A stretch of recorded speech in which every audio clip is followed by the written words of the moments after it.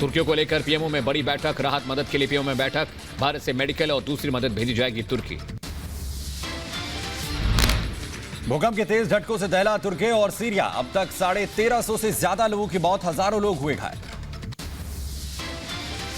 Syria के Aleppo से भूकंप के बाद की डराने वाली तस्वीरें सामने आई हैं। जर्जर इमारत ढहने का लाइव वीडियो सामने आया है।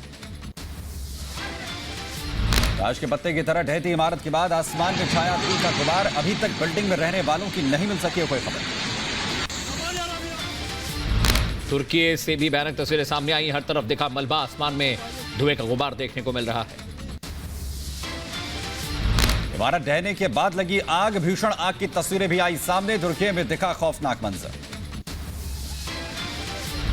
तुर्की में अलग अलग जगहों से आई भयानक तस्वीरें, एक के बाद एक गिरी कई इमारतें, टावर भी टूटकर गिरा, सड़क पर दौड़ते नजर आए मलबे के आसपास के लोग।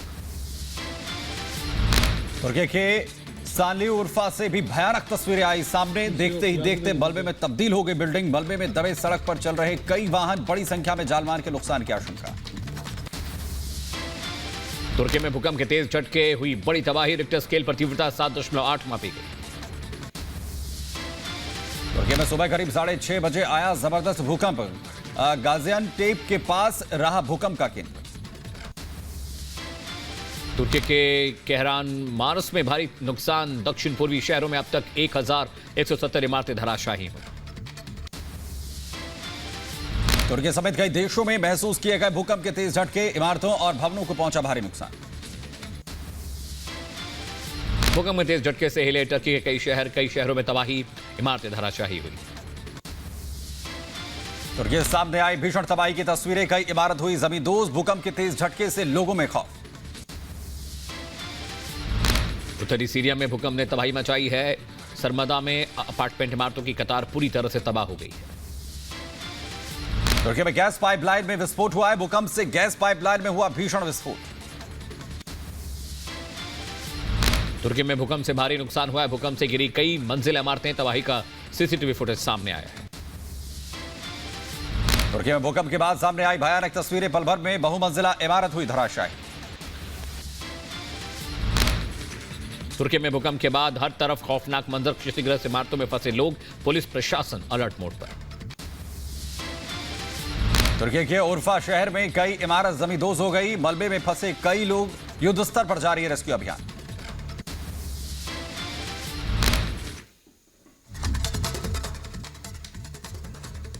साथ जुड़ी हुई है नंदिता, आपसे जो HAL का ये कारखाना है, इसकी खासियत के बारे में तो जानेंगे ही। पहले अपने दर्शकों को बता दें कि ये जो एक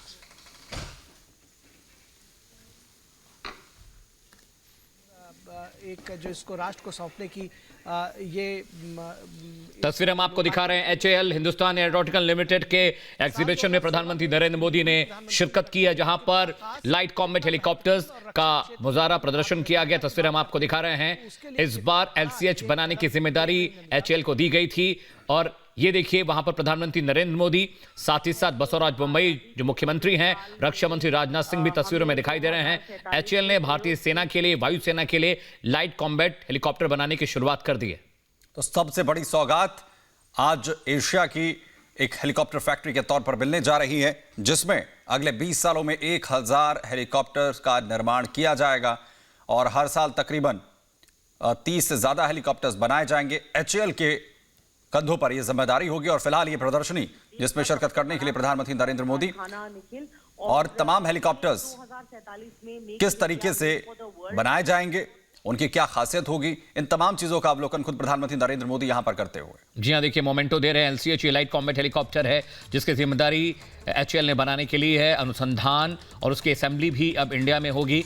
उसकी तस्वीरें हम आपको दिखा रहे हैं। जैसा कि सुमित बता रहे हैं कि 1000 जो हेलीकॉप्टर पहली फ्लीट में डिलीवर करने हैं भारतीय सेना, वायुसेना के लिए, उसकी तस्वीरें हम आपको दिखा रहे हैं। HAL ने प्रदर्शनी लगाई है अपने कॉम्बैट हेलीकॉप्टर्स की, आर्म्स एमिनेशन की, जो HAL बना रहा है। और इस साल जब रक्षा मंत्री राजनाथ सिंह ने इस बात का ऐलान किया कि भारतीय सेना के लिए, वायुसेना के लिए जो लाइट कॉम्बैट हेलीकॉप्टर है LCH, वो HAL बनाएगी। HAL की प्रदर्शनी में प्रधानमंत्री नरेंद्र मोदी, बसवराज बोम्मई जो कि सूबे के मुख्यमंत्री हैं, रक्षा मंत्री राजनाथ सिंह भी आपको दिखाई दे रहे हैं।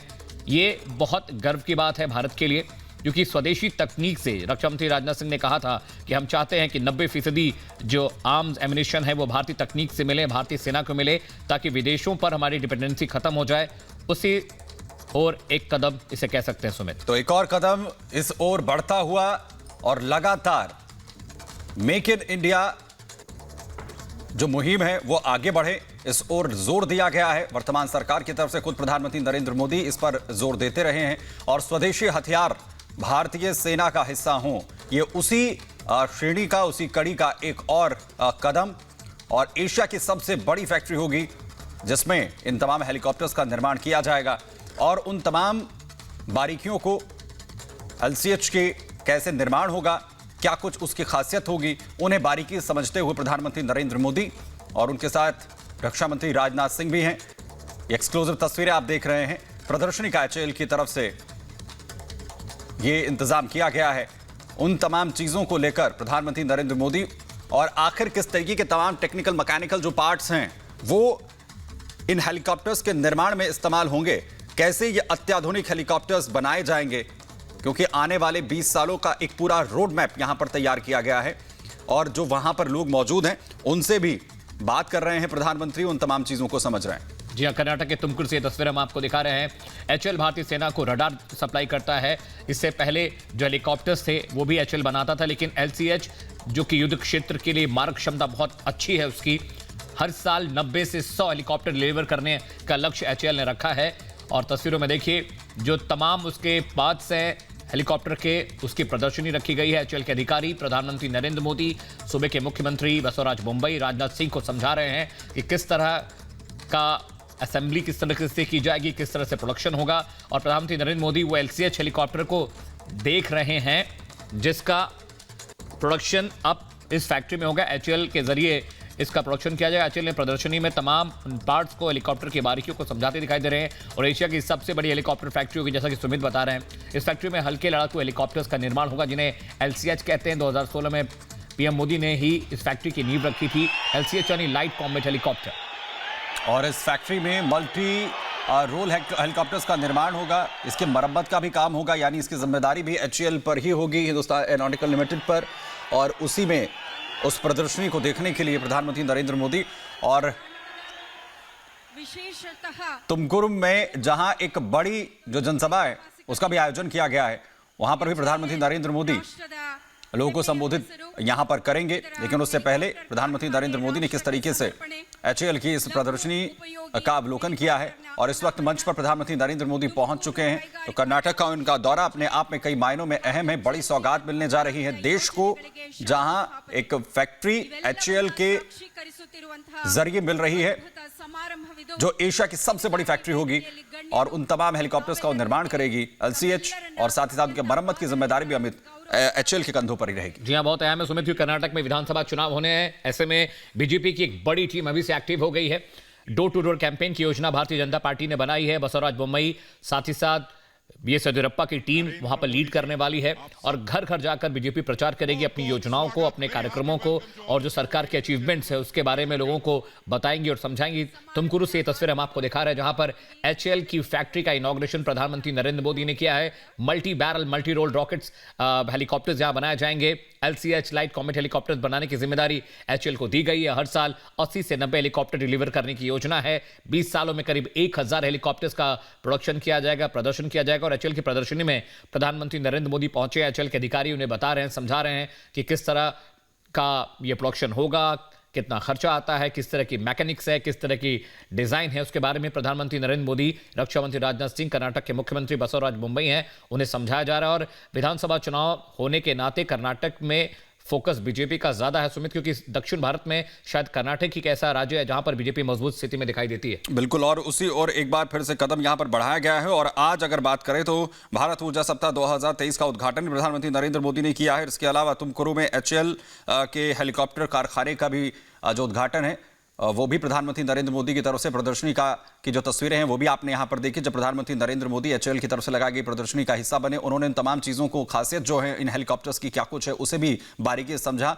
खुद रक्षा मंत्री राजनाथ सिंह उनके साथ मौजूद रहे। उन तमाम मैकेनिकल पार्ट्स को भी उन्होंने करीब से देखा, क्योंकि अपने आप में ऐतिहासिक क्षण है जब पूरे एशिया की सबसे बड़ी हेलीकॉप्टर फैक्ट्री का आज देश को समर्पित प्रधानमंत्री नरेंद्र मोदी की तरफ से किया गया है और आने वाले 20 सालों का एक पूरा रोड मैप यहां पर तैयार किया गया है। तकरीबन 1000 हेलीकॉप्टर्स यहां पर तैयार किए जाएंगे आने वाले 20 सालों में, जो पूरी तरीके से अत्याधुनिक होंगे और कोशिश रही है कि भारतीय सेना उन तमाम हथियारों पर पूरी तरीके से निर्भर हो जो भारत में पूरी तरह से उनका निर्माण किया जाए, और इस ओर लगातार कदम बढ़ रहे हैं। और उसी कड़ी का एक हिस्सा ये फैक्ट्री भी है जो अपने आप में एशिया की सबसे बड़ी फैक्ट्री आज बनने जा रही है। और इसके अलावा भारत ऊर्जा सप्ताह का जो हमने यहां पर जिक्र किया, उसकी भी शुरुआत प्रधानमंत्री नरेंद्र मोदी की तरफ से यहां पर की गई है। और चुनाव का जिक्र जैसे मेरे सहयोगी अमित यहां पर कर रहे थे, उसके लिहाज से यह बेहद महत्वपूर्ण है और अपने आप को बेहद मजबूत स्थिति में कहीं ना कहीं पार्टी लाना चाहती है।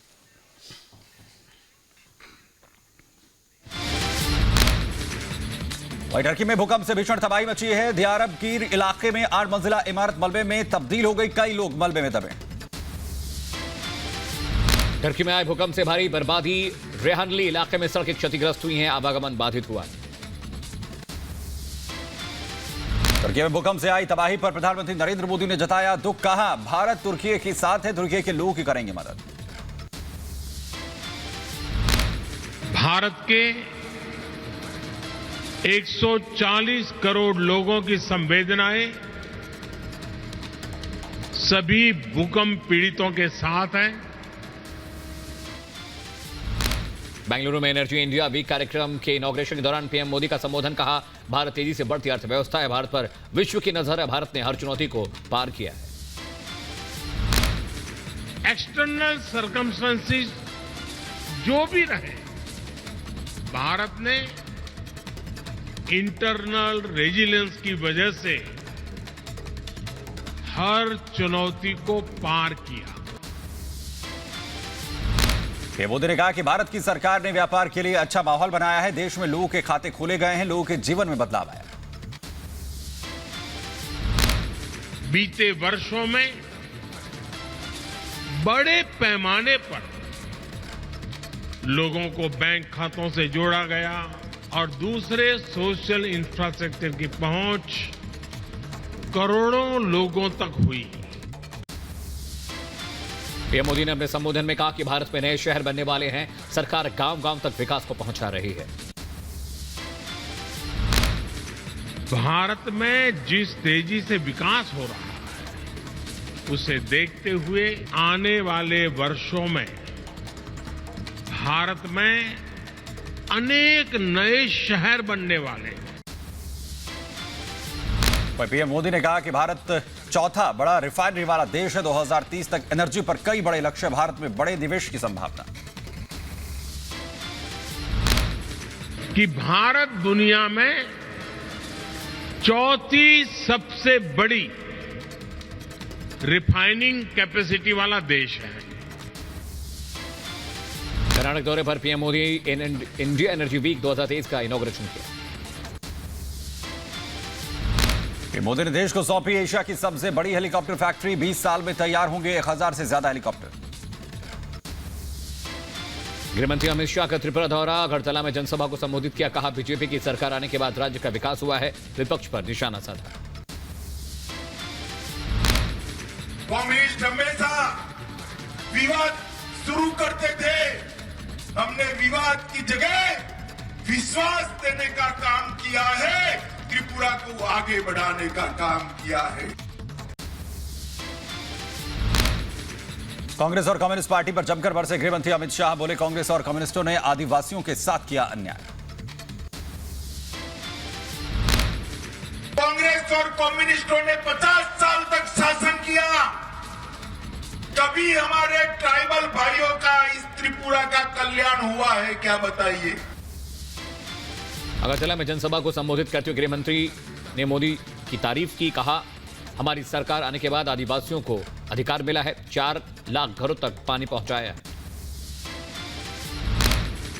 27 साल के शासन में कितनी माताओं को घर में पीने का पानी दिया? सिर्फ 24,000। और मोदी जी ने 5 साल में 4 लाख घरों में पीने का पानी पहुंचाने का काम किया।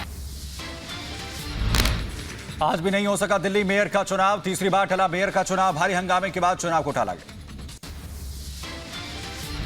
दिल्ली मेयर चुनाव को लेकर बवाल, सिविक सेंटर पार्षदों ने किया हंगामा, मनोनीत सदस्यों ने वोट डालने का विरोध किया। दिल्ली नगर निगम के मेयर चुनाव में देरी पर आप विधायक आतिशी का बयान, कहा बीजेपी ने किया जनादेश का अपमान। दिल्ली मेयर चुनाव टालने पर आप सांसद संजय सिंह का बयान, कहा बीजेपी नहीं चाहती मेयर चुनाव कराना। दिल्ली के सिविक सेंटर में आपके हंगामे पर बीजेपी सांसद मीनाक्षी लेखी का बयान, आम आदमी पार्टी पर साधा निशाना, कहा मेयर चुनाव से आपको डर लगता है। दिल्ली के डिप्टी सीएम मनीष सिसोदिया का बीजेपी पर हमला, कहा अफसरों के जरिए एमसीडी को चला रही है बीजेपी, उल्टे सीधे काम कर रही है। मनीष सिसोदिया ने बीजेपी पर संविधान न मानने का लगाया आरोप, कहा बीजेपी दिल्ली सदन नहीं चलने दे रही, आपका कोई पार्षद नहीं बिका, अब बीजेपी सिर्फ विरोध कर रही है। बीजेपी का आप पर हमला, कहा आप नहीं चाहती चुनाव, आप लगातार चुनाव में रोक लगा रही, हम देश के संविधान के साथ। बीजेपी नेता विजेंद्र गुप्ता का आप पर बड़ा हमला, कहा आपको जनता की चिंता नहीं, आम आदमी पार्टी सिर्फ आरोप लगाना जानती है।